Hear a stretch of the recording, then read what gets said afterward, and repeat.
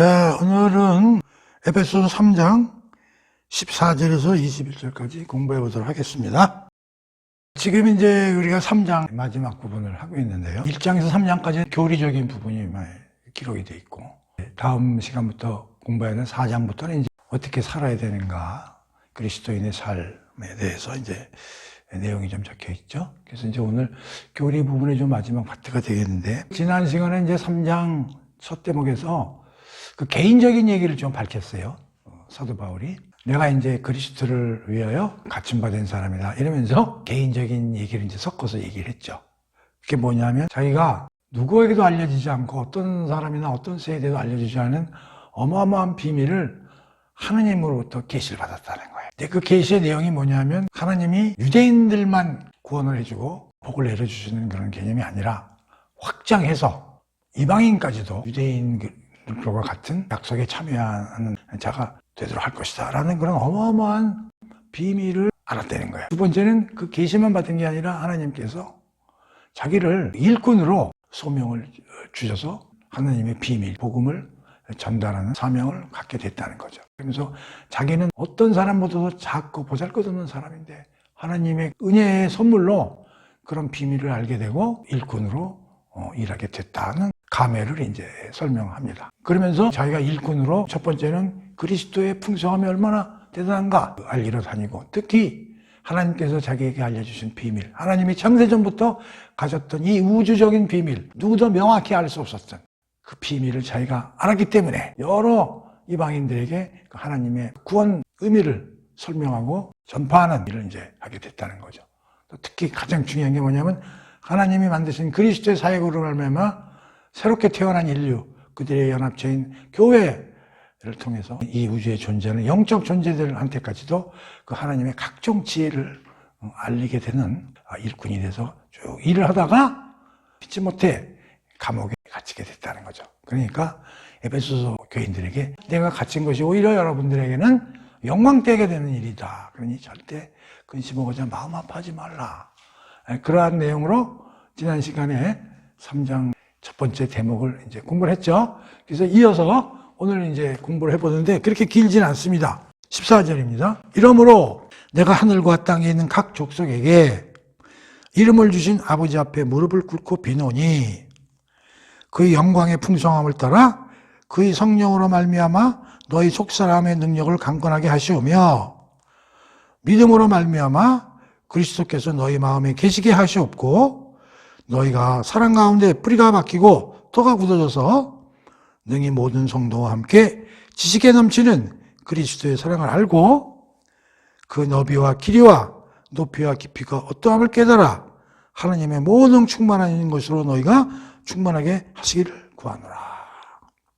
우리 가운데 역사하시는 능력대로 우리가 구하거나 생각하는 모든 것에 더 넘치도록 능히 하실 이에게 교회 안에서와 그리스도 예수 안에서 영광이 되도록 영원 무궁하기를 원하노라. 아멘. 이렇게 이제 3장이 마무리가 됩니다. 기도거든요. 바울의 기도죠. 하나님께 기도를 합니다. 근데 기도는 또 앞에서도 나와요. 여러분이 공부했지만 에베소서 1장 15절부터 거기에는 이제 어떤 기도를 하냐면 16절부터 내가 기도할 때에 하나님이 어떤 분인지를 그들이 좀 잘 알게 해달라. 그러면서 우리 부르심의 소망이 무엇이고 기업의 풍요함이 어떤 것이며 하나님의 능력이 얼마나 크신지 알게 해주십시오 하고 기도를 한단 말이에요. 이건 두 번째 기도가 되는 거예요. 바울은 기도를 진짜 많이 하네요. 특히 이 짧은 6장 가운데 지금 2번의 기도문이 이제 실려 있는 것이죠. 자기가 지금 감옥에 갇혀서도 자기의 일신상의 어려움을 위해서 하나님께 기도를 하는 게 아니라 자기가 옛날에 복음을 전파했던 성도들을 위해서 이렇게 기도를 하고 있는 내용이 이제 실려 있는 겁니다. 기도의 사나이죠. 그러면서 이러므로부터 시작을 하죠. 그럼 이러므로는 그냥 무엇이냐? 이러므로 그냥 앞하고 뭐가 연결이 된다 이런 뜻이죠. 그래서 이제 여기서 우리가 좀 생각해 볼게. 바울이 도대체 기도를 하는 이유가 뭔가? 기도를 앞에서도 했는데 또 이렇게 기도를 할까? 그걸 이제 우리가 좀 한번 생각해 보자는 거죠. 이러므로 하고 좀 연결시켜가지고 이러므로 앞에하고 좀 연결시켜가지고 여기에 대해서도 뭐 신학자들이 여러 가지 의견을 좀 피력을 합니다만은 마음에 드는 책들이 없어요. 그래서 제가 이걸 고민을 해보면서 저는 이렇게 생각하는 거예요. 기도의 이유가 이러므로니까 앞에 있는 내용하고 다 연결이 되는 거예요, 사실. 1장, 2장 다 이러므로 내가 하나님께 이렇게 기도를 한다. 그렇게 이해해도 되죠. 그런데 너무 넓지 않습니까? 그래서 제가 가만히 보니까 이거하고 연결시키는 게 가장 반응스러울 것 같아요. 3장 10절 보세요. 지난 시간에도 공부를 했지만 교회로 말미암아 하늘에 있는 통치자들과 권세자들에게 하나님의 각종 지혜를 입게 하려 하심이니, 교회는 얘기가 나온단 말이죠. 자기가 일꾼이 돼서 막 복음을 전달하러 다녔어. 그래서 예수 그리스도 하신 일이 얼마나 풍성한지 그것도 자기가 전했고, 또 창세전에 하나님이 가지고 계셨던 그 엄청난 우주적인 계획, 그것도 돌아다니면서 다 알렸고. 그러면 됐지. 근데 이게 10절이 기가 막히단 말이에요. 교회로 말미암아 하늘에 있는 통치자들과 권세자들에게 하나님의 각종 지혜를 알게 하려 하심이니. 자기가 이제 복음을 이제 전하고 다녔는데, 그 중에 어마어마한 게 뭐냐면, 하나님이 지난 시간에 얘기했지만, 그리스도를 통해서 새 사람, 새로운 인류를 창조하셨다는 거예요. 그리스도를 통해서. 그 다음에 두 번째는, 이런 사람들, 그 커뮤니티는 교회가 만들어졌다는 거죠. 이것이 에베소서의 주제거든요. 다른 서신서에서는 찾아볼 수가 없습니다. 교회는 다시 말하면 뭐예요? 우리가 지금까지 배워왔지만 그리스도의 몸이에요. 근데 그리스도의 몸된 교회, 이건 하나 된 교회예요. 그러니까 교회를 우리는 어떻게 이해해야 되냐면 그리스도의 몸이며 하나 된 커뮤니티가 교회입니다.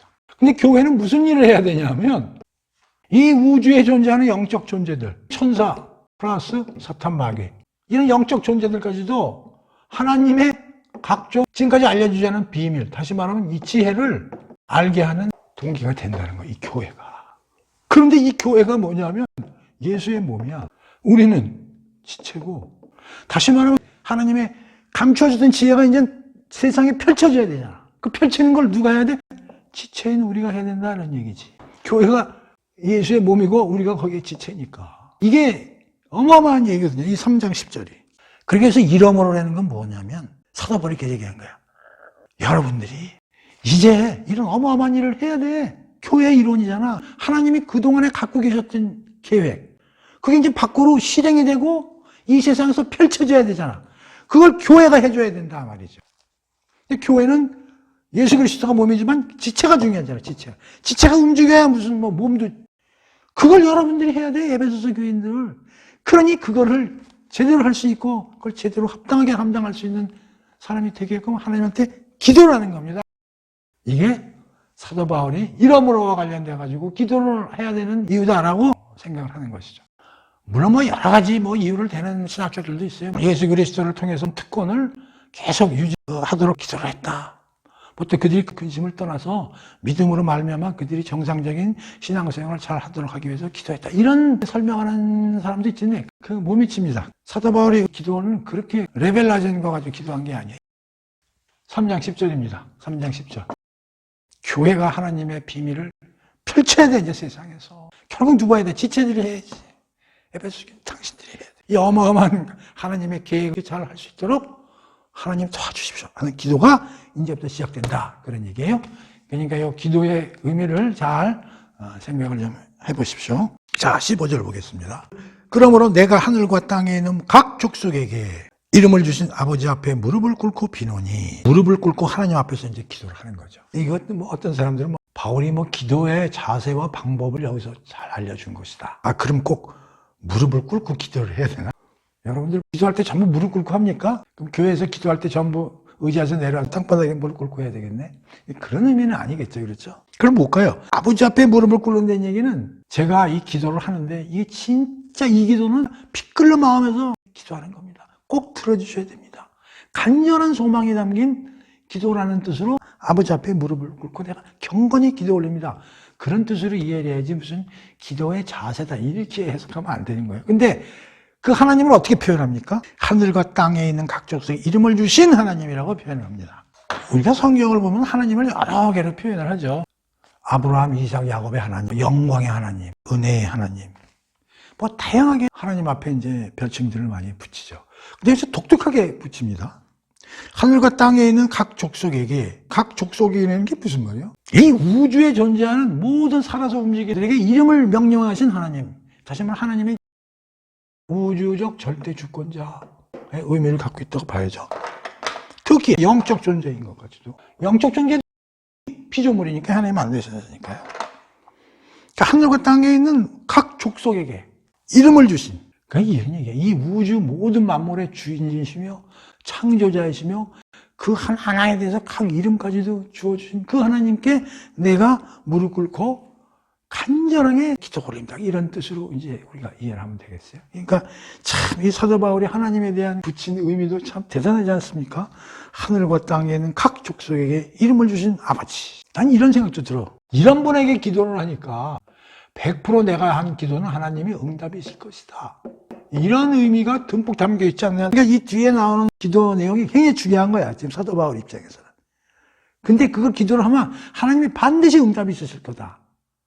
왜 응답은 있을 수밖에 없느냐? 이런 분이니까. 하늘과 땅에 있는 모든 족속에게 이름을 붙이신 하나님이니까 당연히 이거 해주시겠지. 20절하고도 연결이 되죠. 가만히 보면 20절 한번 보세요. 기도가 끝난 다음에 무슨 얘기를 했냐면 우리 가운데 역사하시는 능력대로 하나님의 능력이 있으시죠. 우리가 구하거나 생각하는 모든 것에 더 넘치도록 능히 하실 이에게 이런 게 또 나오거든. 그러니까 이게 이거하고도 관계 연관이 되는 거죠. 앞에서는 이렇게 이런 하나님이라고 얘기해놓고 또 뒤에 가서 하나님을 이렇게 설명을 하고 있잖아요. 이 사도 바울이 대단한 사람이야. 이 사람은 도저히 우리가 그 깊이를 알 수 없는 그런 어마어마한 사람. 근데 내가 왜 그런가 생각해 봤더니 이유가 있는 것 같아. 우리 보통 교인들도 다 하나님이 이렇게 교회를 만들어주셔서 감사하지만 특히 얘는 완전히 싸가지 없는 애였잖아. 뭐서 이런 거 있잖아. 죄가 깊은 곳에 은혜가 깊다고. 그러니까 얘는 죄가 엄청 큰 애였거든. 왜냐하면 예수의 제자들 때려잡고 다녔잖아요. 그래서 스데반이 죽을 때 앞에서 딱 지켜보고 있었던 인간이 사도 바울이거든. 그러니까 예수나 하나님 입장에서 보면 얘는 능지처참해서 죽여야 될 놈이 사도 바울이야. 근데 그를 살렸지 않습니까? 본인이 알아, 사도 바울이. 이런 모든 비밀이 내려오고 일꾼이 됐으니까 이 기절할 일이지. 그러니까 자기를 이렇게 만든 하나님이나 예수님한테 이런 명칭을 안 붙일 수가 없어. 여러분들도 이런 명칭을 하나님한테 붙일 수 있는 사적인 라이프 히스토리가 있는지 저는 모르겠는데, 이게 죄가 많은 놈이 돌아서면은 하나님에 대한 은혜가 깊겠구나, 이런 생각이 드는 거예요. 옆으로 좀 삐져나갔는데, 자, 그래서 이제 무슨 기도를 하는지 쭉 읽어보겠습니다. 1번. 그의 영광의 풍성함을 따라, 당연히 하나님의 영광은 풍성하니까 이제 그런 단어는 하도 많이 얘기했으니까 그런 얘기를 안 하겠어요. 성령으로 말미암아 너의 속사람을 능력을 강건하게 해주세요. 이게 첫 번째예요. 속사람을 강건하게 해달라. 이게 이제 첫 번째 기도예요. 성도들의, 특히 에베소서 교인이라고 칩시다. 에베소서 교인들의 속 마음을 강건하게 해줘요. 근데 방법이 뭐냐? 성령의 능력으로 속사람을 강건하게 해주세요. 이게 기도의 첫 번째고요. 자, 두 번째 들어갑니다. 17절이죠. 믿음으로 말미암아 그리스도가 마음에 계시도록, 그리스도가 각자의 마음 속에 계시도록 해달라요. 믿음을 통해서. 세 번째 봅시다. 너희들이 사랑 가운데서 뿌리가 박히고 터가 굳어져서, 교인들 하나하나가 사랑을 통해서 뿌리가 내리고 터가 견고하게 해달라. 이게 세 번째 기도고요. 네 번째. 그래서 능히 모든 성도와 함께 지식에 넘치는 그리스도의 사랑을 알고 그들에게 그리스도가 어떤 사랑을 가지고 계신지를 알게 해달라는 거예요. 자, 그 다음에 근데 그 사랑이 넓이와 깊이와 높이와 깊이가 어떠함을 깨달아. 이 그리스도 사랑의 크기를 깨닫게 해달라는 거예요. 근데 이 크기를 어떻게 설명하냐면 너비, 길이, 높이, 깊이. 앞에서는 예수 그리스도의 사랑이 어떤 것인지를 알게 해달라고 하는데 지식에 넘치느냐. 그리고 여기에서는 그 크기가 얼마인지를 깨닫게 해달라고 얘기를 해. 그다음에 여섯 번째. 그러고 나서 하나님의 모든 충만하신 곳에서 너희를 충만하게 하시기를 기원합니다. 이게 오늘 공부할 내용의 답니다. 사도 바울이 기도한 내용이 6가지입니다. 이 기도를 하나님한테 무릎을 꿇고 이거 들어주세요. 이렇게 해야 교회를 통해서 하나님의 각종 지혜가 알려집니다. 이런 얘기죠. 다시 정리합니다. 이거 끊어서 이해를 해야 돼요. 속사람을 강건하게 해주십시오. 뭘 통해서? 성령을 통해서. 두 번째, 예수 그리스도가 우리 마음속에 꽉 차 있게 해주십시오. 세 번째, 그래서 교인들이 사랑으로 뿌리가 내리고 터가 굳어지게 해주십시오. 그래서 그리스도의 사랑이 어떤 것인지를 알게 해주십시오. 특히 그리스도의 사랑이 얼마나 큰지, 너비와 길이, 높이와 깊이가 어떤 것인지 깨닫게 해주십시오. 마지막으로 가서 하나님의 충만하심으로 그들이 충만하게 되기를 하나님께 기도합니다. 이 얘기예요. 지금 여러분 그동안에 많이 공부를 해보셨지만 에베소서 굉장히 짧습니다. 근데 내용이 굉장히 깊습니다. 그 하나하나 단어들이 어마어마한 단어들로 점철이 되어 있고, 그렇죠? 그리고 이게 한 문장들이에요. 그러니까 일필휘지로 쓴 거예요, 사도 바울이요. 그리고 다른 서신서들 같이 이렇게 교리 단막 위주로 이렇게 소설에 쓰면 우리가 해석하고 설명하기도 좋은데 워낙 큰 얘기들을 던지니까요. 에베소서를 제대로 강의를 할 사람이 이 우주천지에 있을까요? 저는 없다고 봅니다. 어떤 목사고 어떤 신학자도요, 이 깊이 있는 해석은 못합니다. 자, 한번 봅시다. 첫 번째, 속사람을 강건하게. 이제 이게 1번으로 나오는 거예요. 그래서 어떤 신학자는 이렇게 이 6개를요, 이게 다단계다. 어떤 사람이 이걸 기도의 계단이다, 뭐 이렇게 설명하는 사람이고, 기도의 사다리다. 뭐 그래가지고 이게 점점 에스컬레이터처럼 쫙 이렇게 올라간다 이거지. 그래서 최고의 하이라이트가 6번째다. 하나님의 충만하심으로 충만하게 해주십시오. 그렇게 해석하는 것도 뭐 틀린 건 아닌데 꼭 뭐 그렇게까지 인위적으로 할 필요는 없죠. 근데 스타팅이 이겁니다. 속사람을 강건하게 해달라. 이게 안 되면 이것도 다 안 되는 거야, 사실. 근데 속사람이라는 게 뭐냐? 이게 속사람이라는 건 겉사람도 있다는 얘기 아니에요. 겉사람은 육체적으로 사는 사람이거든요. 그러니까 속사람은 좀 영적으로 사는 사람, 뭐 이렇게 이제 우리가 생각할 수 있는데, 그러니까 이 속사람이라는 게 육에 치중한 사람이 아니라 그런 얘기예요. 그러니까 속사람이라는 데서 어떻게 보면 영적이다, 영혼이 강건한 사람들, 뭐 이렇게 보면 되는 거예요. 이걸 강하게 해달라는 거예요. 근데 우리가 살면서 몸도 건강해야죠. 몸이 건강하지 않으면 영도 힘들어요. 그러나 어떻든 더 중요한 게 사도 바울 입장에서는 속사람이라고 얘기를 하는 거죠. 그런데 이게 기가 막혀요. 그냥 속사람을 강건하게 해주십시오 그래도 되잖아. 근데 반드시 수단을 붙여. 뭐? 성령으로. 여기서 기독교의 특이함이 나오는 겁니다. 다른 종교나 철학들은 좋은 얘기를 많이 써요. 사랑해라, 이웃을 도와라. 성경에 나온 얘기 똑같이 다 합니다. 그렇죠? 부모를 존경해라, 부부간의 신의를 지켜라, 정의롭게 살아. 다 어느 종교나 어느 철학자나 시대를 막론하고 똑같은 얘기를 해요, 윤리적으로. 그런데 방법에서 차이가 나요. 다른 데는 어떻게 하느냐? 본인이 수양을 통해서 그런 윤리적과 도덕적인 레벨을 올려가야 된다고.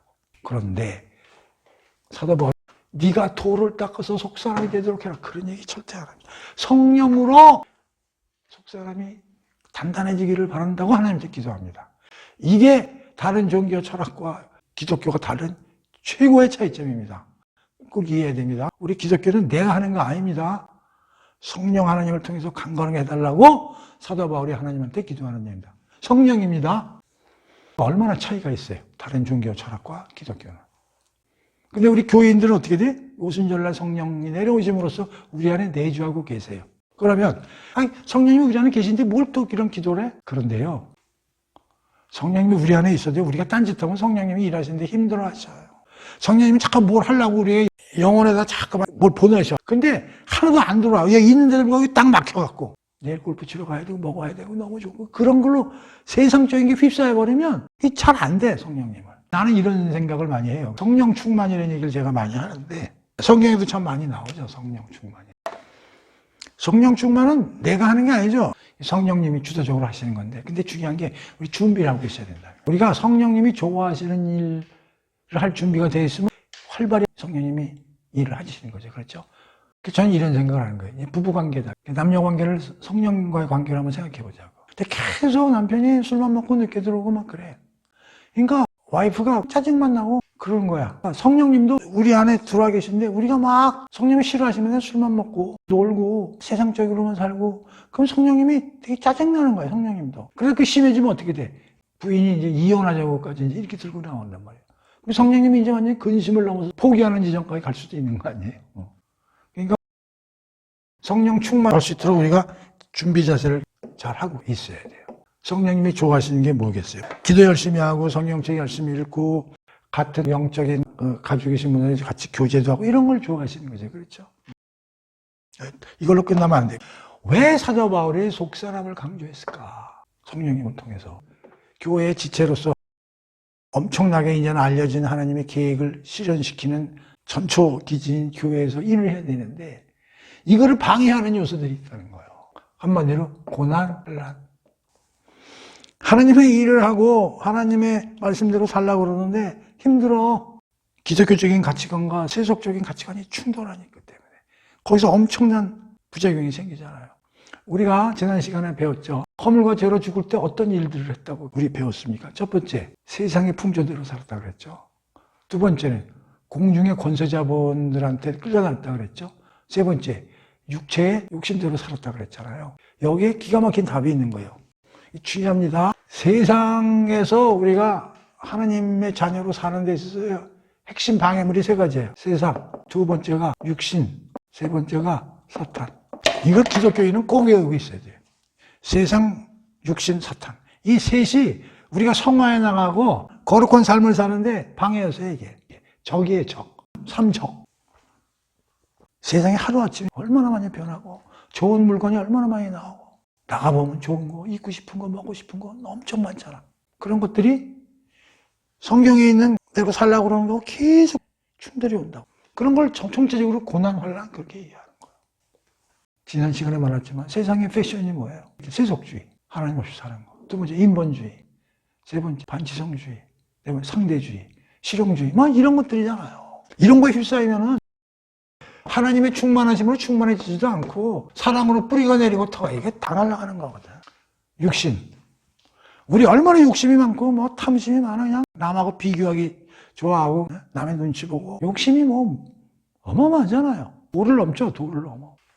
사탄. 이건 눈에 안 보이지만 엄청난 권력과 세력을 가지고 우리를 등에서 끌어다니는 게 힘이 있죠. 우리는 눈에 안 보이죠. 그러나 우리 기독교인은 이런 존재가 있다는 걸 하나님의 계시를 통해서 우리가 아는 거니까요. 이러한 것들을 통해서 일어나는 것들이 뭐요? 각종 고난, 환란 이런 것들이 엄청나게 일어나는 거란 말이에요. 그렇죠? 근데 이걸 이기지 않으면 이 뒤로 안 나가. 그러니까 이걸 이기려면 뭐가 필요해? 성령 하나님의 능력이 필요하다는 거죠. 그래서 우리는 그걸 이기려면 성령님이 싫어하시는 걸 배제하고 사는 삶을 살아야 성령님께서 충만하게 해주셔서 이런 걸 이기게 해주신다. 그런 얘기죠. 그러니 사도 바울의 기도 중에 스타팅 포인트, 속사람을 성령으로 말미암아 강건하게 해주세요. 기가 막힌 얘기죠. 그래서 왜 성령으로 속사람을 강건하게 해달라고 첫 번째 단계에서 얘기했는가 이해가 좀 되시죠. 특히 세상, 풍조, 육신의 탐심, 사탄, 공중의 권세 잡은 자, 이게 우리를 망쳐들게 하는 세계다. 꼭 기억을 해주셔야 됩니다. 자, 두 번째로 넘어갑니다. 그리스도가 마음에 계시도록 믿음으로 말미암아 해주십시오. 그런 얘기요. 그리스도가 마음에 있도록. 근데 앞에서 성령님이 우리 안에 계시잖아. 성령님이 내주하시는데 그리스도까지도 우리의 마음에 계시도록 하냐. 성경을 읽으면 이런 얘기가 많이 나와. 요한복음이나 그런 데 보면 하나님이 우리를 택해서 어디다 누웠어요? 그리스도 안에서 우리를 택하셨잖아요. 하나님은 모든 걸 예수 그리스도 안에서 하시잖아. 우리를 택해서 예수 그리스도 안에다가 넣어놓으신 거야. 그래서 우리가 어디에 거하는 거예요? 연합해서 예수 안에 있는 거지.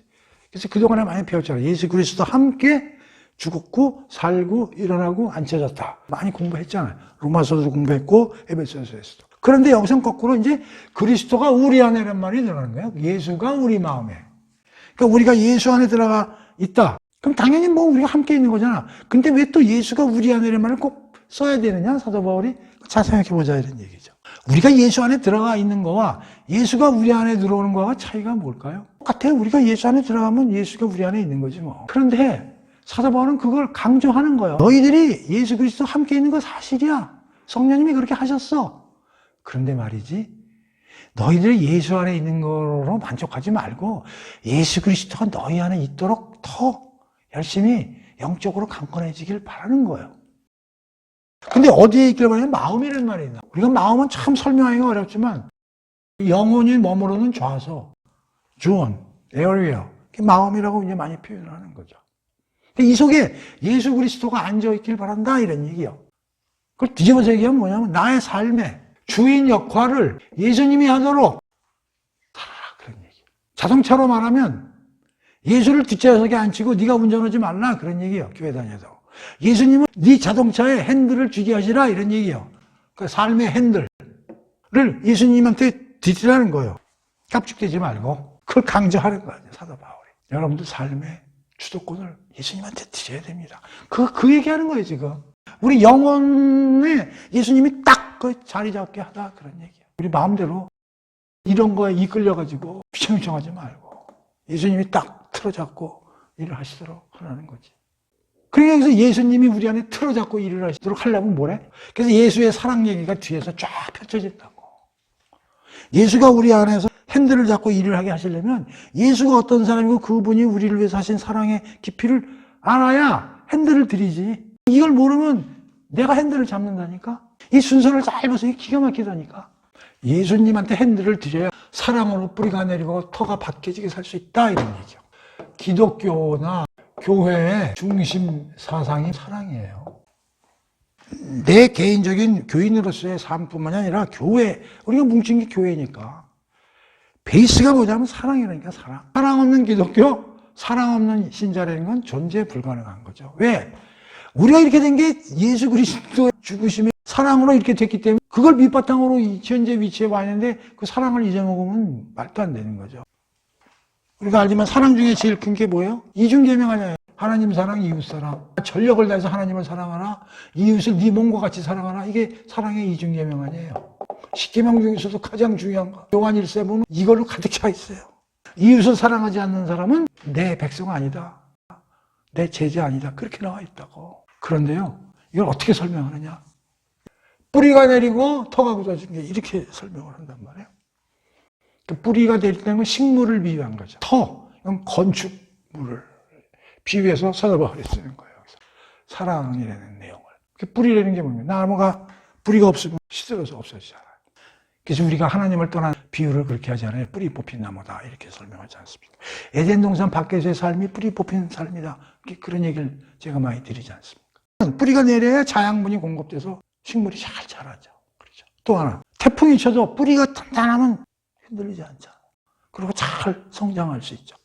여러분들 큰 소나무 같은 거 이동하는 거 한번 보신 적 있는지 모르겠는데, 나무 하나 옮기는 게 그렇게 힘든 거냐? 처음에 굉장히 놀랐어요. 그냥 파가지고 옮기면 되는 거냐? 아니에요.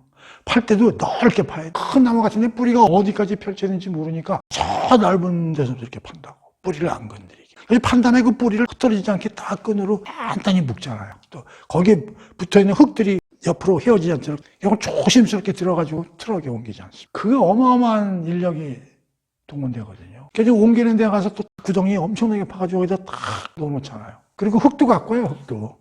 그 기존에 있던 데서 흙도 운반해가지고 그 흙을 또 쫙 요번에 깔고 잘 덮잖아요. 그 비료 주고요. 나무가 우리라고 생각해보자. 그 나무가 우리야. 그 뿌리가 뭐야? 사랑이야. 우리의 뿌리는 사랑이라. 우리가 지금의 현재 예수 그리스도로 말미암아 교인이 된 거에 대한 베이스가 뭐냐? 사랑이라니까. 소나무의 뿌리라니까. 그래서 이렇게 쓴 거예요. 자, 두 번째, 터. 건축물의 기반이 잘 돼야 되죠. 지난 시간에 배웠죠. 예수님이 주춧돌이다. 그리고 터는 사도가 선지자들이 만든 건데 우리는 그 위에 벽돌을 써서 건물을 만드는 거예요. 우리는 게 벽돌이다. 그래서 우리 산상수훈 공부한 사람들은 실장에 가서 알 수 있죠. 집을 겉으로 보면 다 똑같은데 비바람 창수가 일어나면 저게 제대로 된 집인지 무너지는 집인지 판단이 나는 거잖아요. 그렇죠. 비바람 창수. 견디려면 터 같은 데 내야 돼. 교회와 교인들이 삶을 살아가는데 가장 기초적인 정신이 사랑의 정신이라는 거죠. 이게 빠져 있으면 무너지는 거죠. 교회도 무너지고 교인 스스로도 무너지고 예수님의 몸도 무너지고 다 무너지는 거예요.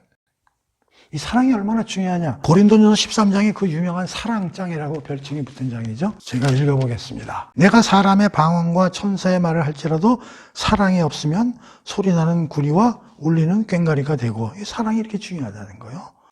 내가 예언하는 능력이 있어 모든 비밀과 모든 지식을 알고 또 산을 옮길 만한 모든 믿음이 있을지라도 사랑이 없으면, 아무리 기적을 하고 이런 능력이 있어도 사랑이 없으면 아무것도 아니라는 거죠. 내가 내게 있는 모든 것으로 구제하고 내 몸을 불사르게 내줄지라도 사랑이 없으면 내게 아무 유익이 없느니라.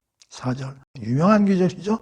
사랑은 오래 참고 사랑은 온유하며 시기하지 아니하며 사랑은 자랑하지 아니하며 교만하지 아니하며. 5절 무례히 행하지 아니하며 자기의 유익을 구하지 아니하며 성내지 아니하며 악한 것을 행하지 아니하며. 6절 불의를 기뻐하지 아니하며 진리와 함께 기뻐하고. 7절 모든 것을 참으며 모든 것을 믿으며 모든 것을 바라며 모든 것을 견디느니라. 8절 사랑은 언제까지나 떨어지지 아니하되 예언은 패하고 방언도 그치고 지식도 패하리라. 13절입니다. 중요합니다. 그런즉 믿음, 소망, 사랑 이 세 가지 중에 세 가지는 항상 있을 것인데 그 중에 제일은 사랑이리라. 이게 그 유명한 사랑장이죠. 사랑이에요, 사랑. 자, 지식에 넘치는 예수의 사랑을 알게 해주십시오. 근데 그냥 예수의 사랑을 알게 해달라고 그러지는 않고요. 앞에 뭐가 붙어요? 지식에 넘치는 이런 얘기는 뭐냐면 지식에 넘치는 건 인간의 지식과 철학 넘어서는 거예요. 그거를 알게 해달라 이런 얘기인데 자, 요걸 얘기한 다음에 요걸 얘기를 할게요. 그리스도의 사랑의 크기가 얼마인지를 깨닫게 해달라 이런 얘기야. 근데 그걸 이렇게 정육면적, 넓이는 이 바닥 면적이고 그다음에 그 밑에 길이고 높이고요, 깊이. 사랑이라는 걸 이렇게 만약에 표현할 수가 있다면 너비, 길이, 높이, 깊이로 한번 생각해 봐라 이런 얘기죠. 그래서 이거를 표현을 하죠. 십자가로 이렇게 네 군데 아닙니까? 여기가 깊이고요, 여기 높이죠, 여기는 너비로 보고요, 여기 길이로 보는 거죠. 십자가에서 예수님이 죽었잖아. 근데 그 십자가를 상징적으로 너비와 길이, 높이와 깊이 이렇게 표현도 많이 해요. 근데 재미나는 게 어떤 책을 보니까 나폴레옹 시대에 종교적 탄압이 가장 강했던 나라가 스페인입니다. 캐톨릭이 제일 강했던 데가 스페인이거든요. 그러니까 개신교들을 막 때려 죽일 때란 말이에요. 근데 이제 그 나폴레옹 군대가 이제 스페인을 점령하면서 이제 감옥에 가본 거야. 그러니까 거기가 종교 재판소에서 그 죄인들 갖다 가둔 그 감옥 같은데, 죄수가 몸이 다 썩어가고 뭐 거의 죽기 일보 직전에 사경을 헤매는 그런 이제 죄수가 한 명 있었는데, 그 옆에 이 사람이 그 손가락으로 십자가를 그 벽에다 다 죽어가면서 이렇게. 그 사람이 에베소서를 읽었는지 그건 모르겠어. 죽어가는 신자가. 근데 그 신자가 십자가를 그려놓고 여기다가 너비, 길이, 높이, 깊이로 스페인어로 써놓은 게 발견이 된 거야. 그러니까 물론 여기는 십자가 얘기는 안 나오죠. 그냥 예수 그리스도의 너비, 길이, 높이, 깊이에 대해서 썼지만 이걸 십자가로 표현을 한 거예요. 죽어가는 죄수가. 근데 그 사람은 종교적으로 핍박을 받고 거기 들어가가지고 그 감옥에서 썩어가는 몸을 가지고도 예수 그리스도의 사랑을 깨닫고 그렇게 그려놓은 거지. 내가 이렇게 여기서 죽지만 예수님의 사랑은 변함이 없는 겁니다. 이런 겁니다라고 신앙 고백을 하는 거죠. 그래서 이렇게 십자가로 이렇게 표현을 하고. 참, 십자가라는 게 오묘해. 그 예수가 달려주고 남은데도 참 이런 상징으로 이렇게 그림을 그리시다는 게 너무 멋지지 않았습니까? 자, 그럼 봅시다. 너비. 예수 그리스도의 사랑이 얼마나 넓어요? 이거 가지고도 굉장히 논란이 많죠. 예수 그리스도의 사랑이 전 인류에 해당되냐, 믿는 자에게만 해당되냐. 이거 가지고 신학적으로 아르메니우스 사람들하고 정통 신학자들 또 싸움도 일어나고 그런 겁니다. 예수의 사랑이 우리 인류를 위해서 죽었다.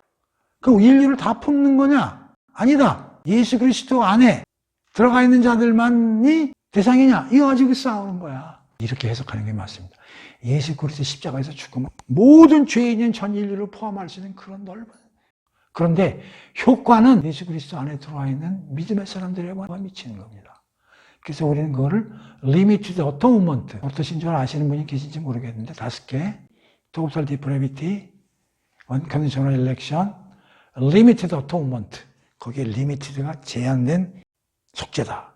예수 그리스도의 십자가에서 죽으면 믿는 사람들한테만 효과를 미쳐. 그러면 다른 사람들은 아니, 다른 사람들도 충분히 다 포함할 수 있는 그러한 사랑의 표현이 십자가에서 죽으신 겁니다. 그러니까 이전에 사도 바울이 뭐라고 했어요? 엄청난 비밀을 알았잖아. 3가지를 얘기했잖아. 함께 상속자요, 함께 지체요, 함께 약속에 참여한 자니라. 유대인만 하나님한테 복을 받고 구원받은 줄 알았는데 제 계시를 알았다는 거야. 이방인 너희들도 함께 다 상속자가 되고 지체가 되고 하나님 약속에 참여한 자가 됐다는 거예요. 다시 말하면 예수 그리스도의 사역이 모든 사람을 다 포함하고 모든 담을 다 묻어져버린 사역을 하신 거죠. 그러니까 이게 얼마나 넓다는 게 이제 우리가 이해할 수 있는 거죠. 얼마나 예수 그리스도의 사랑이 넓으냐. 전 인류를 다 품는다고. 다만 효과는 제한되게 믿는 사람한테는 포하지만 예수 그리스도는 담장을 허물고 모든 사람을 다 포용하는 그러한 사랑이었다. 그렇게 넓은 거다. 길이는요? 예수 그리스도 그 길이를 어떻게 측정하나? 난 이렇게 한번 생각해 봅니다. 예수 그리스도의 사랑은 언제부터 시작됐을까? 이게 창세 전에 시작된 겁니다. 이 우주를 만들기 전에 삼성의 하나님이 뭐였어? 우리가 사람 하나 만들자. 아담 하나 만드는데 어떻게 로봇으로 만들까? 자유의지를 줄까? 그래도 자유의지를 줘야죠. 로봇으로 만들면 되겠습니까? 그렇지? 그럼 자유의지로 주게. 근데 자유의지를 줬는데 그 하나님 말을 안 듣고 삐딱하게 나가면 또 그거 어떻게 됩니까? 그것도 문제네. 근데 그렇게 됐다고 해서 우리가 버릴 수는 없잖아. 근데 걔가 하나님 말씀 안 듣고 죄가 들어와가지고 타락하고 살 텐데 그걸 어떻게 수습하시려고 그랬습니까? 그랬더니 성부 하나님이 맞아. 그걸 어떻게 수습을 하지? 성자야. 만약에 그런 일이 벌어지면 네가 내려가서 해결해야지. 그걸 어떻게 해결합니까? 인간이 다 타락할 텐데 그걸 어떻게 합니까? 그러니까 네가 사람 몸으로 내려가가지고 율법을 잘 지키고 그래서 그걸 다 해결해야 되지 않겠어? 그럼 내가 죄가 죽는 수밖에 없는데요. 그렇지. 생각이 어때? 그때 성자 하나님이 그렇게 하겠다. 그걸 우리는 교리상 창세전 하나님과 예수님과의 구속 이야기라고 설명하고 있는 겁니다. 좀 어려운 얘기지만 이미 우주가 만들어지고 사람이 만들어지기 전에 예수 그리스도는 하나님과 약속을 했어요. 인간이 저지르는 죄책에 대해서 내가 죽음으로 해소하겠습니다. 그리스도의 사랑이 거기서부터 시작된 거예요. 인류에 대한. 그냥 어느 날 십자가에서 죽으셔서 거기서 예수님의 사랑이 우리한테 보여준 거 아니요. 창세 전에서부터 예수님이 사랑은 이미 시작됐다고요. 시간상으로 보면. 근데 와가지고 죽었어. 보여줬어. 그리고 지금 어디 가겠어? 하나님 우측 보재. 거기서 지금 뭐 하고 있어? 중보기도 하고 있는 거예요. 저 인간들 기도 다 받아서 하나님께 올려드리고. 그리고 마지막 때 예수님이 오시는 거예요. 또 할 일이 남았어요. 예수님이. 내려오신다고요. 그래서 이 온 천하를 평정을 하셔야 되잖아요. 심판을 통해서. 지금 예수님은 창세 전부터 시작해서 지금 재림 때까지 인간을 위해서 사랑을 표현하고 계신 거예요. 그러니까 이 길이라는 게 무한대의 시간을 가지고 있는 데니까 깊이. 아무리 타락하고 아무리 죄 많은 놈들도 예수님이 오셔서 나를 믿어라. 나를 받아들여라. 아무리 죄가 많던 인간도 예수님이 다 안으셨죠. 아무리 깊이서 타락한 사람도 내 안에 들어오면 내가 산다. 내 영생으로 산다. 깊이죠.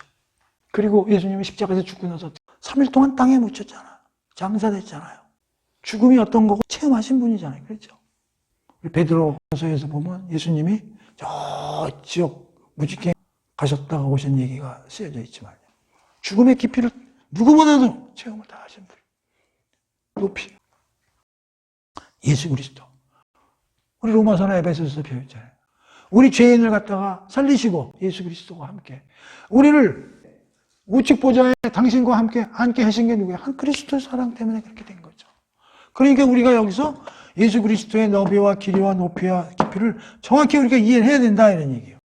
이걸 이해하려면 어떻게 돼? 성경 많이 읽고 공부 많이 해야 되고. 그럼 예수 그리스도의 사랑이 얼마나 편지적으로 넓게 깊이가 있고 시간상 무한한 사랑을 표현하고 계신 걸 우리가 알 수 있는 거죠. 그걸 깨닫게 해달라고 사도 바울이 하나님한테 기도하는 거예요. 그래서 이를 넘어와. 그 사랑을 지식에 넘치게 예수 그리스도의 사랑을 알게 해달라. 이 지식 가지고 안 된다 그런 얘기죠. 체험하게 해주세요 그런 얘기야. 체험하게 하소서. 삶을 통해서 예수 그리스도가 이런 사랑을 가지고 계시구나. 나도 그와 똑같은 일을 해야 되겠구나. 그런 거를 이 지식으로 되는 게 아니라고. 머리를 넘어서 나 이성을 초월해서 알게 해달라. 그런 얘기. 그래서 어떤 신학자들은 그렇게 했죠. 그리스도의 사랑이라는 걸 립서비스로 지식으로 관념적으로 알면 안 된다. 그럼 진짜 예수 그리스도의 사랑이 이렇게 깊이가 있는가? 하나 찾아볼게요. 로마서 5장에 보시면요. 5장 7절이요. 의인을 위하여 죽는 자가 쉽지 않고 선인을 위하여 용감히 죽는 자가 혹 있거니와 우리가 죄인 되었을 때 그리스도께서 우리를 위하여 죽으셨다. 그럼으로써 우리에 대한 자기의 사랑을 확증하였느니라. 자, 이게 뭐냐? 인간들은요. 의인이나 선인을 위해서 죽는 수가 가끔 있다는 거예요. 인간들. 역사책에서도 많이 나오고 그런 사람이죠. 어떤 사람을 위해서 내가 대신 죽을 수 있는 거지. 그러니까 예를 들면 이런 것도 있을 수 있어. 안중근 의사 같은 사람도 자기 개인을 희생해서 자기가 죽었잖아. 국가를 위해서 죽은 거 아니에요. 그렇죠? 정의를 위해서 자기가 이제 목숨을 내는 거고. 우리 소방대원 같은 사람 막 불구덩이에 들어가지고 구하다가 이렇게 죽은 사람도 있잖아요. 그 의인이고 선인이지 않습니까? 좋은 일 하다가. 그러니까 인간들도 의로운 일이나 선한 일을 위해서 자기 희생해서 죽은 적은 있다 이런 얘기 여기 그렇게 쓰여 있잖아 지금. 선인을 위하여, 의인을 위하여 죽을 수 있다. 그런데 그 밑에가 재밌어. 죄인 되었을 때 그리스도께서 우리를 위하여 죽으심으로 하나님께서 우리에 대한 자기 사랑을 확증하셨네. 그런데 죄인을 위해서 죽는 사람은 없다는 거예요. 이 세상에 죄인을 위해서 죽는 사람이 있습니까? 근데 예수는 죄인을 위해서 죽는 거죠. 이게 우리 인류에 존재합니까? 예수님은 그런 사랑을 직접 이 세상에서 역사적 사건으로 자기가 표현을 한 거죠. 그것은 우리 지식과 머리로 이해가 안 되는 거예요. 그런 걸 잘 생각해서 체화시켜라 이런 얘기죠. 그래서 지금 로마서 5장 7절 8절 뽑아드렸잖아요. 또 하나 빌립보서 한번 열어보세요. 2장이요 6절 8절까지요. 예수는 근본이 하나님이야. 예수는 하나님의 본체시나 하나님과 동등됨을 취할 것으로 여기지 아니하시고 오히려 자기를 비워 종의 형태를 가지고 사람들과 같이 되어졌고 사람의 모양으로 나타나서 자기를 낮추시고 죽기까지 복종하셨으니 곧 십자가에서 죽으심이라 이렇게 써 있어요. 그러니까 하나님인데 하나님의 영광을 버렸다는 얘기예요. 지금 버리고 사람의 몸으로 비하해서 내려왔다는 거예요. 그것뿐만이 아니고 자기를 낮췄어. 겸손하게 사시고 죽기까지 했어. 그것도 그리스도의 우리에 대한 사랑을 우리가 느껴볼 수 있는 대목 아닙니까? 최고의 신의 자리에 있는 사람이 이 땅에 내려와가지고 사람의 몸을 입고 그리고 말구에서 태어났잖아. 그리고 어디서 사셨어요? 집들도 없잖아요. 근데 어떻게 사셨는가? 이거에 대한 또 기가 막힌 규절이 하나 있어. 히브리서 5장 8절 9절. 그가 아들이면서도 하나님의 아들이요. 그런데 받으신 고난으로 순종함을 배워서 온전하게 되셨다. 자, 이 말이 기가 막히게. 고난으로 순종함을 배워서 온전하게 되셨다 이런 얘기야. 고난이라는 말이 나와. 왜 고난을 당했어요? 물론 먹고 사는 것도 힘드셨지만 당신이 하나님의 아들로 태어나서 세상적인 세속주의의 철학과 가치관과 충돌이 되지. 거기서 오는 바리새인들의 질타, 그게 고난이라고. 그걸 받아들였단 말이에요. 쉬운 게 아닙니다. 근데 또 순종이야. 예수님 힘이 없어요? 다 있어요. 근데도 겸손해서 순종한, 그걸 또 배웠대. 그래서 온전하게 되신 거예요. 그래서 우리가 의롭게 된 거예요. 그러니까 예수님의 삶이 얼마나 고통스러운 삶인지 아는 사람이 별로 없어요. 그냥 잘 왔다가 그냥 살다가 그냥 십자가에서 죽었다 그걸로 끝이야. 아니에요. 33년간을 어떻게 사시냐? 고난의 순종함을 배웠대잖아. 그래서 온전하게 돼서 우리가 살아난 거잖아요. 예수 그리스도가 태어나길 이렇게 태어나고 삶이 이랬다고. 그리고 어떻게 죽어요? 최악의 십자가에서 죽잖아요. 그리고 땅에 묻히고요. 한시도 예수 그리스도가 한 사역에 대해서 심히 체화하고 살라 이런 얘기야. 매일 생각하면서 그가 어떻게 세상에 오셨나? 왜 내려왔나 왕이 신의 아들이? 그럼 왜 이렇게 고난을 받고 살았나? 여러분 십자가에서 죽은 것만 생각하지 마세요. 십자가에서 죽기 전에 겟세마네 동산에서 뭐 하셨어요? 기도했잖아. 그때 기도할 때 피땀 흘렸잖아. 예수도 힘든 거야. 죽으러 가는 게. 그러나 내 뜻대로 하지 마시고 하나님 뜻대로 하라고. 너무 힘드니까 천사들이 내려와가지고 예수님을 보호했잖아.